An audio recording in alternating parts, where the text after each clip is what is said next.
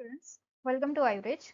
आज के लेक्चर में हम शुक्रधरा कला के बारे में पढ़ेंगे और उसका मॉडर्न साइंस में क्या कोरिलेशन हो सकता है उसके बारे में डिटेल में देखेंगे।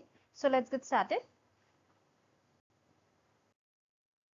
सबसे पहले आचार्य सुश्रुत ने शुक्रधरा कला के बारे में क्या कहा है वो समझते हैं। सप्तमी शुक्रधरा नाम या सर्व प्राणी नाम सर्व शरीर व्यापिनी। सो आचार्य सुश्रुत ने यहाँ पे बोला गया है सप्तमी शुक्रधरा, मतलब जो सातवीं कला है, जो सेवेंथ कला है वो होती है शुक्रधरा कला। ये सबसे लास्ट कला मेंशन की है आचार्य सुश्रुत ने। सर्व प्राणी नाम सर्व शरीर व्यापिनी, सर्व प्राणी नाम सर्व शरीर व्यापिनी, इसका अर्थ ये है कि सारे प्राणियों के सारे शरीर को व्याप्त करके जो कला रहती है वो है शुक्रधरा कला। इसका अर्थ यह है कि सारे प्राणियों के पूरे एंटायर बॉडी में प्रेजेंट जो होती है वो होती है शुक्रधरा कला। आइए अब समझते हैं एग्जैक्टली है क्या। सो आचार्य सुश्रुत के अनुसार शरीर में सातवीं कला ये शुक्रधरा कला कहलाती है। यह ऐसी कला है जो समस्त शरीर में व्याप्त रहती है, पूरे एंटायर बॉडी में वो प्रेजेंट रहती है। शुक्रधरा कला केवल किसी एक अंग तक सीमित नहीं है बल्कि संपूर्ण शरीर में विद्यमान होती है। मतलब आचार्य सुश्रुत ने शुक्रधरा कला किसी एक पर्टिकुलर ऑर्गन के लिए या फिर किसी एक पर्टिकुलर लेयर के लिए नहीं कहा है। आचार्य सुश्रुत का कहना है कि शुक्रधरा कला ये एंटायर बॉडी में प्रेजेंट होती है और एंटायर बॉडी में ये फंक्शनल होती है।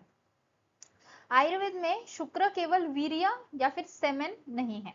सो ये आपको इंपॉर्टेंट चीज आपको समझनी पड़ेगी कि आयुर्वेद में शुक्र धातु जो बताया है वो शुक्र केवल सीमेन या फिर रिप्रोडक्टिव टिश्यू ना होके ये काफी सारे अलग अलग फंक्शंस परफॉर्म करने वाली एक धातु बताया गया है, जिसमें सबसे पहले आता है प्रजनन शक्ति, जिसे हम रिप्रोडक्टिव पावर भी बोल सकते हैं। तो ऑब्वियसली रिप्रोडक्टिव टिश्यू का इंपॉर्टेंट काम है प्रजनन शक्ति या फिर रिप्रोडक्शन करना। उसके बाद जीवन ऊर्जा देना, मतलब वाइटल एनर्जी प्रोड्यूस करना, ये भी शुक्र का काम आचार्यों ने बताया है। उसके बाद धातु बल, मतलब ही बॉडी टिश्यूज को स्ट्रेंथ देना, जो बॉडी में बाकी धातुएं हैं, जो बॉडी टिश्यूज है उनको स्ट्रेंथ देने का काम भी शुक्रधरा कला का है। उसके साथ साथ ओज, मतलब ही इम्यूनोलॉजिकल स्ट्रेंथ, जो इम्यूनोलॉजिकल स्ट्रेंथ है या फिर जिसे हम आयुर्वेद में ओज कहते हैं, उसे भी मेंटेन करने का काम ये शुक्रधरा कला का है। उसी के साथ साथ शारीरिक एवं मानसिक क्षमता, मतलब फिजिकल और मेंटल कैपेसिटी, फिजिकल और मेंटल कैपेसिटी का भी प्रतीक शुक्र को माना गया। मतलब अगर शुक्र धातु या फिर शुक्र शरीर में अच्छा होता है तो फिजिकल और मेंटल कैपेसिटी भी अच्छी होती है। ऐसा आचार्यों ने आयुर्वेद में बताया है। सो इन सारे फंक्शन से हम एक चीज समझ सकते हैं कि ये जो सारे फंक्शन है ये किसी पर्टिकुलर ऑर्गन से रिलेटेड या पर्टिकुलर सिस्टम से रिलेटेड नहीं है। ये जो फंक्शन है ये पूरे बॉडी में होने वाले फंक्शन है। जैसे रिप्रोडक्टिव पावर भी हार्मोनल इम्पैक्ट होता है, उससे रिप्रोडक्शन होता है। उसके बाद वाइटल एनर्जी प्रोड्यूस करना, बॉडी टिश्यूज को स्ट्रेंथ देना, इम्यूनोलॉजिकल स्ट्रेंथ में मदद करना और उसी के साथ साथ फिजिकल और मेंटल कैपेसिटी को भी मेंटेन करना। सो ये जो फंक्शंस है ये केवल एक ऑर्गन के नहीं पर एंटायर बॉडी में होने वाले फंक्शंस है और ये फंक्शन शुक्र ये परफॉर्म करता है, शुक्र धातु परफॉर्म करता है। इसीलिए जो हम शुक्रधरा कला पढ़ रहे हैं ये पूरे शरीर की पोषण एवं प्रजनन क्षमता से संबंधित मानी जाती है। मतलब इसीलिए ये जो शुक्रधरा कला अब जो हम पढ़ेंगे वो केवल एक ऑर्गन से या फिर एक पर्टिकुलर सिस्टम से रिलेटेड ना होके ये पूरे बॉडी के पोषण, पूरे बॉडी के न्यूट्रिशन और उसी के साथ साथ रिप्रोडक्शन पावर, रिप्रोडक्टिव पावर से रिलेटेड ये कला होने वाली है। सो हमने ये पढ़ा कि सातवीं शुक्रधरा कला की क्या क्या एग्जैक्टली फंक्शन है। अब यहाँ पे हम जो इम्पोर्टेंट चीज देखने वाले हैं शुक्रधरा कला के बारे में वो है ये श्लोक, सर्व शरीर व्यापिनी।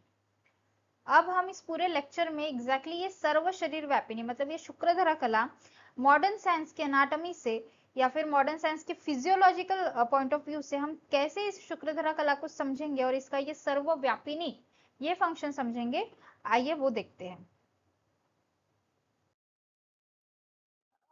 उसके बाद आचार्य सुश्रुत ने शारीर स्थान में शुक्रधरा कला के लिए उपमा भी दी गई है कि किस तरीके से शुक्रधरा कला ये बॉडी में रहती है।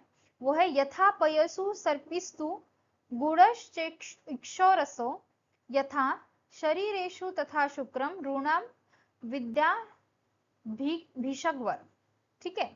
सो इसका अर्थ ये है, आचार्य सुश्रुत ने यहाँ पे दो एग्जांपल्स दिए हैं शुक्रधरा कला के बॉडी में प्रेजेंस को डिनोट करते हुए।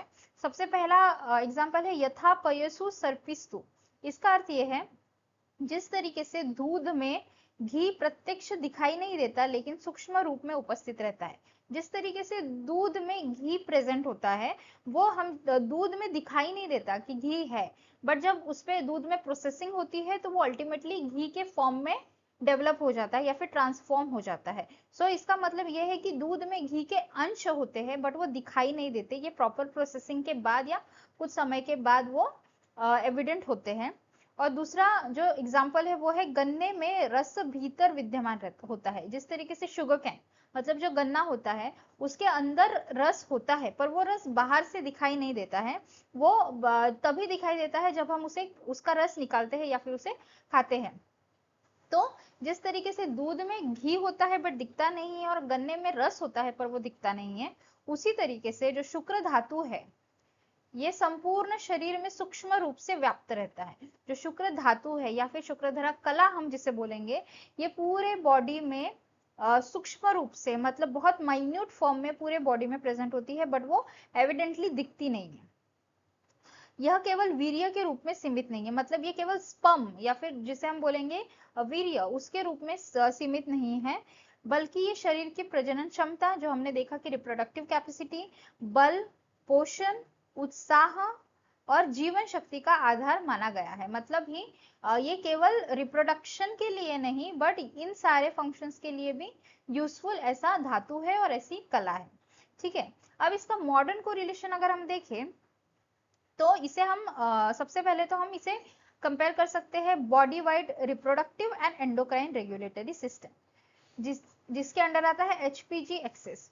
सो यहाँ पे आपको एक इंपॉर्टेंट चीज समझनी पड़ेगी कि हम जो शुक्रधरा कला उसका मॉडर्न कोरिलेशन यहाँ पे पढ़ रहे हैं, ये मेजरली हम फंक्शनल बेसिस पे पढ़ रहे हैं, बिकॉज शुक्रधरा कला का जो श्लोक है सर्व शरीर व्यापिनी, सो ये जो सर्व शरीर व्यापिनी है ये एक्चुअली कोई स्ट्रक्चर प्रेजेंट नहीं होता है, ये एक्चुअली उस शुक्रधरा कला का आचार्य ने फंक्शन बताते हुए कहा है कि इसका जो फंक्शन है ये पूरे शरीर में होता है, ये पूरे शरीर में फैला हुआ ऐसा इसका फंक्शन होता है। इसीलिए शुक्रधरा कला को सर्व शरीर व्यापिनी बोला है, ना कि इसे इस पॉइंट ऑफ व्यू से देखना चाहिए कि ये एक स्ट्रक्चर है जो पूरे शरीर में प्रेजेंट होता है।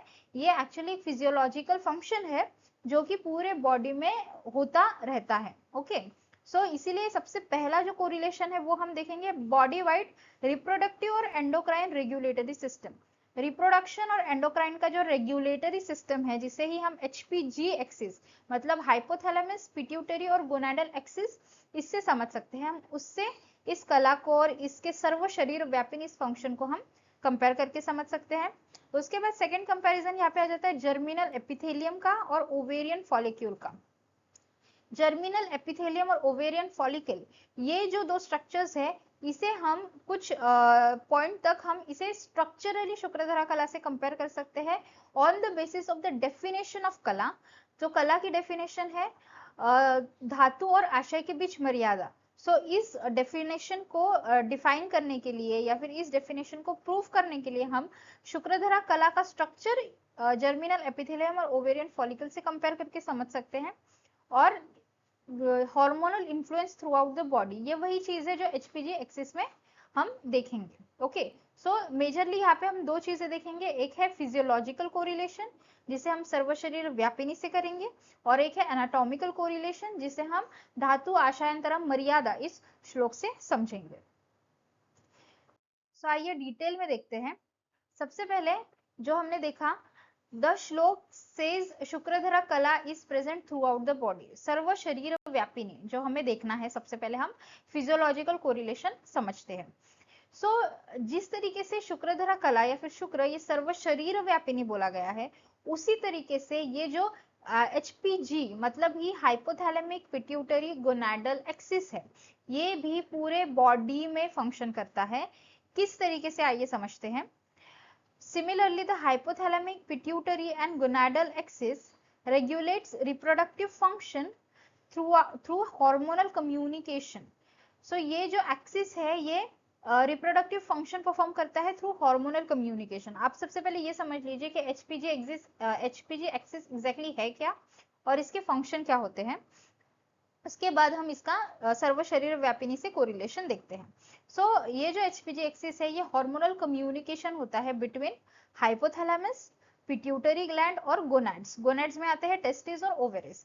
एक हार्मोनल कम्युनिकेशन इन तीन स्ट्रक्चर्स के बीच में जो होता है उसे ही बोला गया एचपीजी एक्सिस। एक्सिस इसीलिए बिकॉज यहाँ पे जो कम्युनिकेशन है वो कंटिन्यूड कम्युनिकेशन रहता है।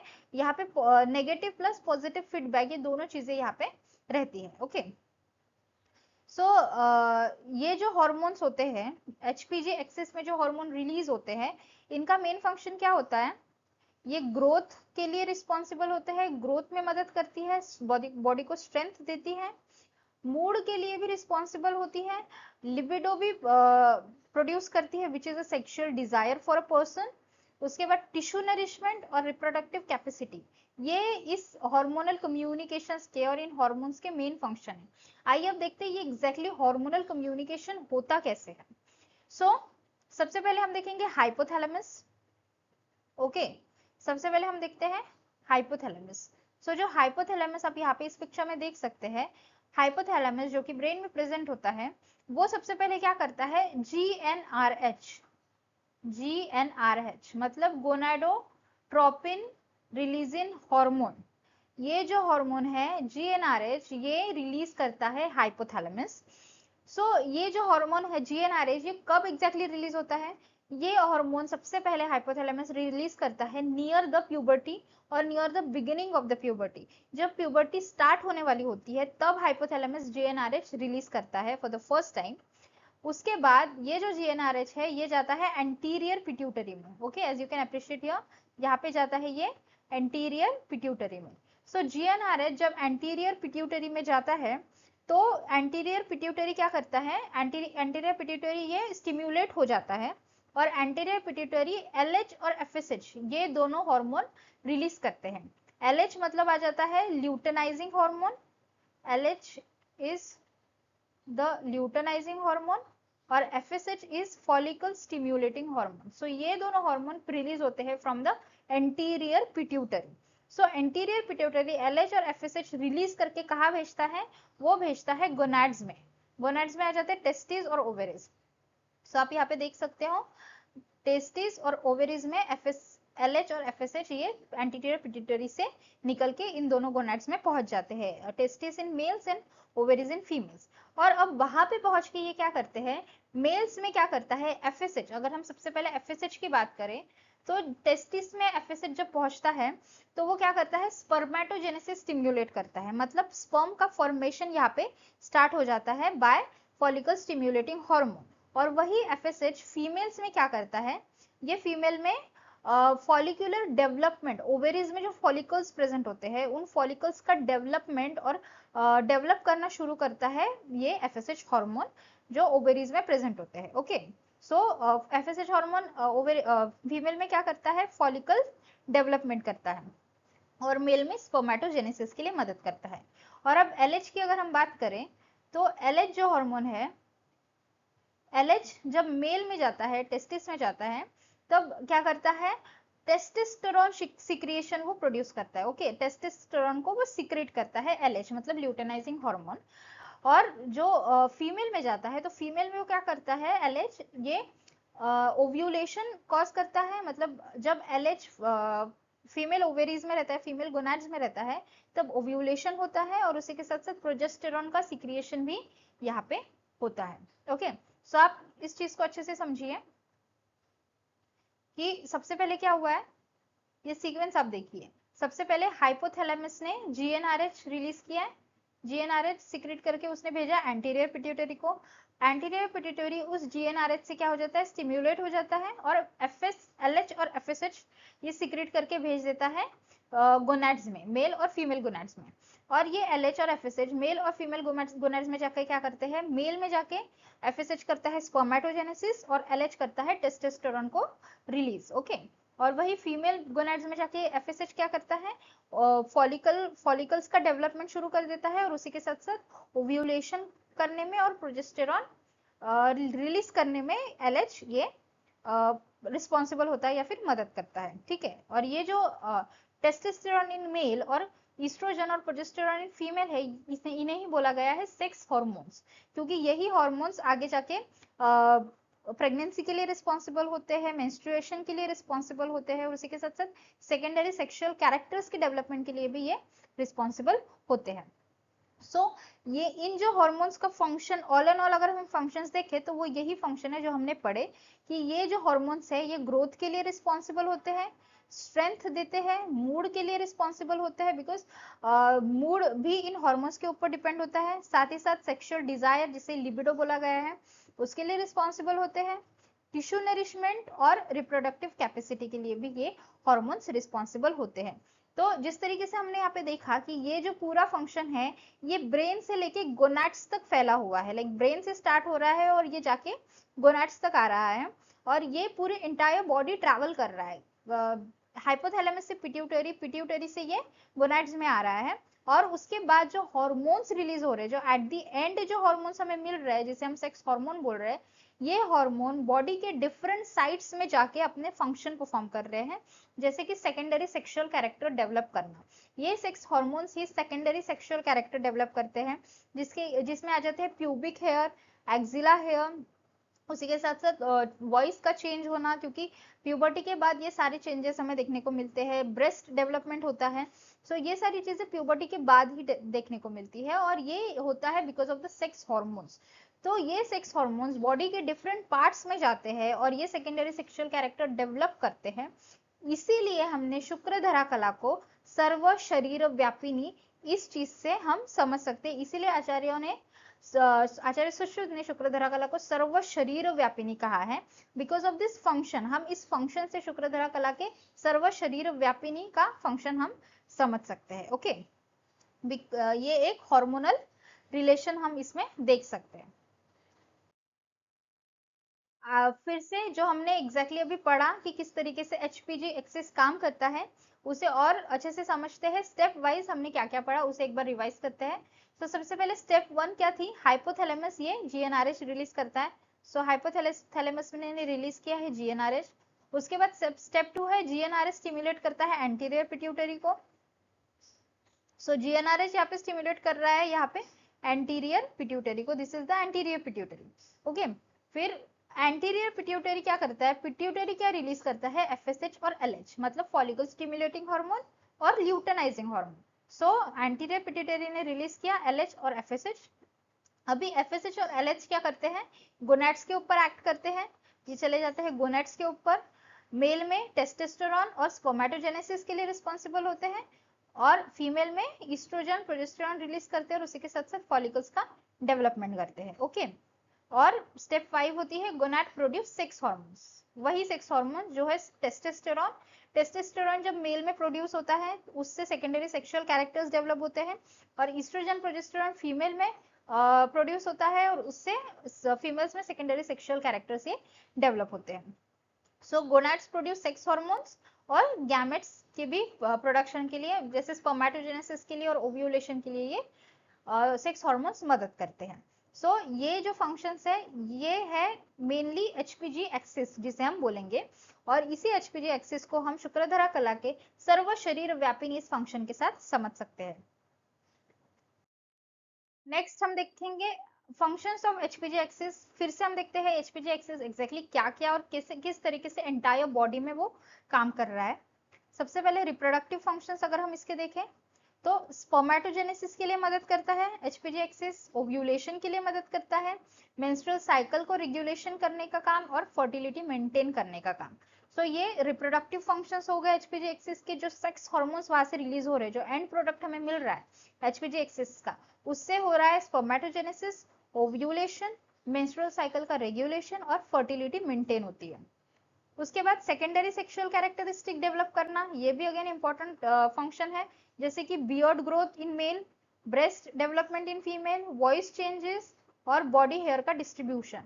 सो ये भी एंटायर बॉडी में होने वाले फंक्शंस है, ना कि पर्टिकुलर ऑर्गन में। सो इससे हम क्लियर होता है कि सर्व शरीर व्यापिनी क्यों कहा गया है शुक्रधरा कला को। उसके बाद अगर सिस्टमिक इफेक्ट देखें हम एचपीजी एक्सिस का, तो वो होता है बोन डेंसिटी भी बढ़ाता है। उसके बाद मसल मास बढ़ाता है, मेटाबॉलिज्म के लिए मदद करता है, मूड और कॉग्निशन के लिए मदद करता है, और उसी के साथ साथ लिबिडो और वाइटलिटी भी बढ़ाता है। यही सेम चीजें हमने आयुर्वेद में भी पढ़ी कि आयुर्वेद में जिस तरीके से बोला गया कि शुक्र ये केवल वीर्य ना होते हुए काफी सारे काम करता है, जैसे प्रजनन शक्ति, वीर्य, बल, पोषण। तो यही चीजें हम यहाँ पे देख रहे हैं कि किस तरीके से ये एचपीजी एक्सिस या हार्मोनल चेंजेस जो होते हैं और सेक्स हार्मोन्स जो होते हैं वो सिस्टमिक इफेक्ट भी दे रहे हैं, सेकेंडरी सेक्सुअल कैरेक्टर्स भी डेवलप कर रहे हैं और रिप्रोडक्टिव फंक्शन के लिए भी मदद कर रहे हैं। इन फंक्शन से हम सर्व शरीर व्यापिनी शुक्रधरा कला का ये डेफिनेशन हम बिल्कुल समझ सकते हैं। उसी के साथ साथ किस तरीके से आयुर्वेद में जो शुक्र बताया गया है, जो कि ना केवल सिर्फ वीर्य होते हुए काफी सारे फंक्शन करता है, उसी तरीके से यहाँ पे जो हमने एचपीजी एक्सिस से जो सेक्स हॉर्मोन्स रिलीज होते हैं उससे ये सारे फंक्शंस बॉडी में होते हैं, ये हम क्लियरली दोनों चीजें कोरिलेट कर सकते हैं। उसके बाद अभी देखते हैं हम स्ट्रक्चरल सिमिलैरिटीज जो हमने बात की थी कि धात्व आशयंतरम मर्यादा। इस डेफिनेशन को डिफाइन करने के लिए जो हम स्ट्रक्चरल सिमिलैरिटीज देख सकते हैं वो हम इन स्ट्रक्चर्स में देख सकते हैं।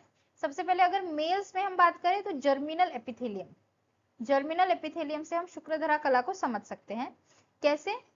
सबसे पहले देखिए कि जर्मिनल एपिथेलियम है क्या। जर्मिनल एपिथेलियम ये एक स्पेशलाइज्ड लाइनिंग होती है ऑफ सेमिनिफेरस ट्यूब्यूल्स जो कि स्पर्मेटोजेनेसिस के लिए रिस्पॉन्सिबल होती है। अगर ये हमारी टेस्टिस है, ओके, तो इस टेस्टिस के अंदर कई सारे seminiferous tubules, tube like structures यहाँ पे प्रेजेंट होते हैं। ओके, ये जो ट्यूब लाइक स्ट्रक्चर्स है इनकी जो इनर मोस्ट लाइनिंग है उसे ही बोला गया है जर्मिनल एपिथेलियम। ओके, इन ट्यूबल्स की इनर मोस्ट लाइनिंग को बोला गया जर्मिनल एपिथेलियम, और यही जर्मिनल एपिथेलियम क्या करता है, स्पर्मेटोजेनेसिस के लिए मदद करता है। इसका लोकेशन क्या है, seminiferous tubules of testis. It forms the inner lining of the seminiferous tubule, जैसा कि मैंने अभी बताया कि सेमिनिफेरस ट्यूब्यूल्स की इनर मोस्ट लाइनिंग को ही जर्मिनल एपिथेलियम बोला गया है। स्ट्रक्चर ऑफ जर्मिनल एपिथेलियम देखें तो it consist of two main types of cells. Germinal epithelium में हमें दो मेन टाइप्स ऑफ सेल्स देखने को मिलते हैं। उसमें सबसे पहला आता है spermatogenic cells. So the name suggest spermatogenic, मतलब ये सेल्स क्या करते हैं, स्पर्म के डेवलपमेंट के लिए मदद करते हैं या फिर स्पर्मेटोजेनेसिस के लिए ये सेल्स मदद करते हैं। ओके, मतलब स्पर्मेटोजेनिक सेल्स ही आगे जाके स्पर्म में ट्रांसफॉर्म होते हैं।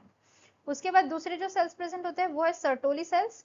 ये जो सर्टोली सेल्स हैं ये क्या करते हैं, supporting cells present between developing germ cells. जो डेवलपिंग जर्म सेल्स है उनके बीच में जो सपोर्टिंग सेल्स प्रेजेंट होते हैं वो होते हैं ये सर्टोली सेल्स। ओके, जैसे हम देखें कि सपोज ये हमारे स्पर्मेटोजेनिक जर्म सेल्स है जिससे कि आगे जाके स्पर्म बनेगा, तो इनके बीच में जो सेल्स प्रेजेंट होते हैं वो होते हैं सर्टोली सेल्स। ठीक है, इस तरीके से ये प्रेजेंट होते हैं। अभी हम देखते हैं जर्मिनल एपिथेलियम का फंक्शन क्या है। सबसे पहला फंक्शन स्पर्म प्रोडक्शन, जो कि हमने देखा कि स्पर्मेटोजेनेसिस के लिए मदद करता है।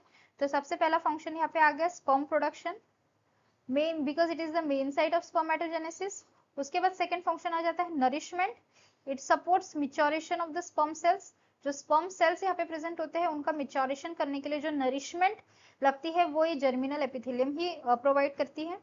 उसके बाद आ जाता है protection, maintain proper micro environment for germ cells. जो जर्म सेल्स यहाँ पे प्रेजेंट होते हैं उनके लिए प्रॉपर एनवायरनमेंट देने का काम भी इस जर्मिनल एपिथेलियम का ही रहता है, बिकॉज जब प्रॉपर एनवायरनमेंट रहेगा तो ही ये जर्म सेल्स ये प्रोटेक्टिव रहेंगे और ये आगे जाके स्पर्म में डेवलप होंगे। और लास्ट फंक्शन है reproductive maintenance, helps maintain fertility and reproductive capacity. Obviously ये जब स्पर्म प्रेजेंट होगा तो ही रिप्रोडक्टिव कैपेसिटी या फर्टिलिटी मेंटेन रहेगी, तो रिप्रोडक्टिव मेंटेनेंस करने का भी काम इस जर्मिनल एपिथेलियम का है। इन पूरे स्लाइड में आपने एक चीज समझी होगी कि जर्मिनल एपिथेलियम ये टेस्टिस में जो सेमिनिफेरस ट्यूब्यूल्स प्रेजेंट है, टेस्टिस में जो सेमिनिफेरस ट्यूब्यूल्स प्रेजेंट होते हैं इनकी इनरमोस्ट लाइनिंग को ही जर्मिनल एपिथेलियम हमने बोला। और इस जर्मिनल एपिथेलियम मतलब इस सेमिनिफेरस ट्यूब्यूल्स में हमें क्या मिलता है, स्पर्मेटोजेनेसिस होने के बाद जो स्पर्म बनता है वो यहाँ पे रिसाइड होता है, वो यहाँ पे रहता है, क्योंकि यहाँ पे this is the main site of spermatogenesis. तो यहाँ पे जो स्पर्मेटोजेनिक सेल्स है ये स्पर्म में डेवलप होते हैं। सो यहाँ पे हमें कई सारे स्पर्मेटोजेनिक सेल्स और उसी के साथ साथ स्पर्म्स भी देखने को मिलेंगे inside this seminiferous tubules. So as per the definition धातु आश्वायंतरम मर्यादा, सो धातु और आशय के बीच जो मर्यादा है वही कला है। तो इस डेफिनेशन से हम यहाँ पे समझ सकते हैं कि यहाँ पे आशय हो गया ये सेमिनिफेरस ट्यूब्यूल, सबसे पहली चीज यहाँ पे आशय हो गया ये सेमिनिफेरस ट्यूब्यूल। धातु हो गया हमारा स्पर्मेटोजेनिक सेल्स या स्पर्म जो इसके अंदर प्रेजेंट होंगे आफ्टर द स्पर्मेटोजेनेसिस। और उसके बाद जो यहाँ पे हम कला की बात कर रहे हैं which is the germinal epithelium. So इस सेमिनिफेरस ट्यूब्यूल्स की जो इनर मोस्ट लाइनिंग है जो कि ये स्पर्म और स्पर्मेटोजेनिक सेल्स और सेमिनिफेरस ट्यूब्यूल्स के बीच में प्रेजेंट होती है, this innermost lining of the seminiferous tubules which is called as germinal epithelium, इसे ही हम बोलेंगे शुक्रधरा कला। बिकॉज ये क्या है, ये धातु और आशय के बीच की मर्यादा है, मतलब सेमिनिफेरस ट्यूब्यूल्स और स्पर्मेटोजेनिक सेल्स या स्पर्म्स के बीच की मर्यादा है ये germinal epithelium. That's how we can understand the structure of शुक्रधरा कला। ये हो गया इन मेल्स। अब फीमेल में हम कैसे इस शुक्रधरा कला को समझते हैं, आइए देखते हैं। अभी फीमेल्स में हम इस शुक्रधरा कला को समझेंगे ओवेरियन फॉलिकल से। सबसे पहले देखते हैं ओवेरियन फॉलिकल एग्जैक्टली है क्या। So it is the structural and functional unit of the ovary that contains a developing ovum and supporting cells around it. मतलब ये ओवेरी का स्ट्रक्चरल और फंक्शनल यूनिट है जिसके अंदर ओवम प्रेजेंट होता है और ओवम के सराउंडिंग काफी सारे सेल्स प्रेजेंट होते हैं। ओके, उसे ही बोलते हैं ओवेरियन फॉलिकल। इसका लोकेशन है cortex of the ovary. Ovary के कॉर्टेक्स में ये मतलब आउटर साइड में ये फॉलिकल्स हमें देखने को मिलते हैं। The structure of the ovarian follicle, अब ओवेरियन फॉलिकल के स्ट्रक्चर में क्या क्या होता है। The structure of the ovarian follicle consist of oocyte। सबसे पहले तो ओवेरियन फॉलिकल के अंदर क्या प्रेजेंट होता है, oocyte, जिसे ही हम ओवम बोलते हैं। यही फीमेल रिप्रोडक्टिव सेल है। ओके, ओवम ही फीमेल रिप्रोडक्टिव सेल है जो आगे जाके स्पर्म के साथ जो मेल रिप्रोडक्टिव सेल है उसके साथ बाइंड होता है। सो ओवम यहाँ पे प्रेजेंट होता है, उसके साथ साथ ग्रैन्युलोसा सेल्स यहाँ पे हमें देखने को मिलते हैं which is a specialized supporting cell surrounding the oocyte। इस oocyte के अगल बगल जो सेल्स प्रेजेंट होते हैं सपोर्टिंग सेल्स उसे ही बोलते हैं ग्रैन्युलोसा सेल्स। ओके, और यहाँ पे हमें theca cells which is the outer follicular cells involved in hormone production. Outer follicular cells जो हार्मोन प्रोडक्शन के लिए मदद करते हैं वो होते हैं थीका सेल्स। सो ये तीन स्ट्रक्चर हमें यहाँ पे देखने को मिलते हैं। उसी के साथ साथ यहाँ पे आप देख सकते हो ये जो पिक्चर है यहाँ पे आपको ओवेरियन फॉलिकल के काफी सारे टाइप्स देखने को मिलेंगे। तो ओवेरियन फॉलिकल्स की काफी टाइप्स होते हैं जो कि अर्ली अलग होता है, देन जब मिच्योर होता है तो वो अलग बन जाता है। तो सबसे पहले जो अर्ली स्टेज होती है इस ओवेरियन फॉलिकल की उसे बोलते हैं प्राइमोर्डियल फॉलिकल, जो कि यहाँ पे आपको आप देख सकते हैं this is the primordial follicle, this is the earliest stage जिसमें प्राइमरी oocyte प्रेजेंट होता है। उसके बाद जो नेक्स्ट स्टेज आती है वो होती है प्राइमरी फॉलिकल। आप यहाँ पे देख सकते हैं this is the primary follicle. Primary follicle में क्या होता है, ग्रैन्युलोसा सेल्स देखने को मिलते हैं। ओके, ये जो ग्रैन्युलोसा सेल्स हमने देखे which is specialize supporting cells, ये हमें प्राइमरी फॉलिकल में देखने को मिलते हैं। मतलब ग्रैन्युलोसा सेल्स यहाँ पे क्यूबॉइडल शेप हो जाते हैं। उसके बाद आता है सेकेंडरी फॉलिकल। सेकेंडरी फॉलिकल में मल्टीपल ग्रैन्युलोसा सेल्स की लेयर्स हमें देखने को मिलती है। उसके बाद मिच्योर जो ओवेरियन फॉलिकल होता है उसे बोला जाता है फॉलिकल ऑफ ग्राफाइन और ग्राफाइन फॉलिकल। ये एक फुल्ली मिच्योर फॉलिकल होता है जिसमें जो ओवम होता है वो फुल्ली ओव्यूलेशन के लिए रेडी होता है, बिकॉज वो ओवम इस फॉलिकल से बाहर निकलने के लिए रेडी होता है जिसे ही बोला गया ओव्यूलेशन। सो इस तरीके के टाइप्स ओवेरियन फॉलिकल के हमें देखने को मिलते हैं। और इस ओवेरियन फॉलिकल का मेन फंक्शन क्या है, तो मिच्योरेशन ऑफ द ओवम, जो अंदर जो ओवम प्रेजेंट है उसका मिच्योरेशन करने का काम, नरिशमेंट ऑफ द oocyte, इसी ओवम को नरिश करने का काम भी इस ग्राफाइन फॉलिकल और ओवेरियन फॉलिकल का होता है, and production of female sex hormone, female sex hormone को भी प्रोडक्शन करने का काम इस ओवेरियन फॉलिकल का होता है। So as per the definition of कला, शुक्रधरा कला, धातु अशांतरम मर्यादा, यहाँ पे हम दो स्ट्रक्चर से शुक्रधरा कला समझ सकते हैं। सबसे पहले तो हम एंटायर ओवेरियन फॉलिकल से शुक्रधरा कला को समझ सकते हैं कि ये हो जाएगा हमारा जो ओवेरी है उसे हम बोलेंगे आशय, ओके, और जो ओवम है उसे हम बोलेंगे धातु, राइट। ओवेरी हो गया हमारा आशय और जो ओवम हो गया हमारा धातु, और इस आशय और धातु के बीच में जो बाउंड्री है उसे ही हम बोलेंगे ओवेरियन फॉलिकल। इस धातु और आशय के बीच में हमें यहाँ पे जो बाउंड्री दिख रही है यही हो जाएगी हमारी शुक्रधरा कला या फिर ओवेरियन फॉलिकल। ये हो गया पहला कंसेप्ट। और अगर सेकंड कंसेप्ट हम देखें तो हम ग्रैन्युलोसा सेल्स जो है हम उससे भी इस चीज को समझ सकते हैं कि अगर हम सिर्फ ओवेरियन फॉलिकल की बात करें, अगर हम सिर्फ ओवेरियन फॉलिकल की बात करें तो ये ओवेरियन फॉलिकल जो है ये ओवेरियन फॉलिकल हो जाएगा, ये ओवेरियन फॉलिकल हो जाएगा धातु, सॉरी ये ओवेरियन फॉलिकल हो जाएगा आशय, oocyte हमारा धातु है ही, oocyte इज द धातु, और इनके बीच में ये जो ग्रैन्युलोसा सेल्स हमें देखने को मिल रही है जो इस oocyte को कवर करके है, इस oocyte को कवर करके है, उसे प्रोटेक्ट करके है, उसे होल्ड करके है, इसे भी हम इस ग्रैन्युलोसा सेल की लेयर को भी हम शुक्रधरा कला से समझ सकते हैं। सो ये दोनों जो कंसेप्ट है इन दोनों कंसेप्ट से हम एक्चुअल में शुक्रधरा कला को समझ सकते हैं, ovarian follicle and granulosa cells. और हमने मेल में देखा कि टेस्टिस सेमिनिफेरस की इनर लाइनिंग जो होती है ग्राफाइन सॉरी जर्मिनल एपिथेलियम, उससे हम शुक्रधरा कला को कंपेयर किया है, और ओवेरियन फॉलिकल या फिर ग्रैन्युलोसा सेल्स से भी हम शुक्रधरा कला को समझ सकते हैं। तो इस तरीके से शुक्रधरा कला के हमने फिजियोलॉजिकल कोरिलेशन देखा, सर्व शरीर व्यापिनी, इस श्लोक को मॉडर्न कोरिलेशन के साथ समझा, और स्ट्रक्चरल कोरिलेशन भी देखा, धातु आशयांतरम मर्यादा, इस डेफिनेशन को भी हमने मेल और फीमेल में हम किस तरीके से इसे समझ सकते हैं उसे समझा। So that's all for today's lecture. I hope आपको आज का लेक्चर पसंद आया हो। अगर आपको आज का लेक्चर समझा है तो please do subscribe, like and share to my channel. Thank you for watching this video.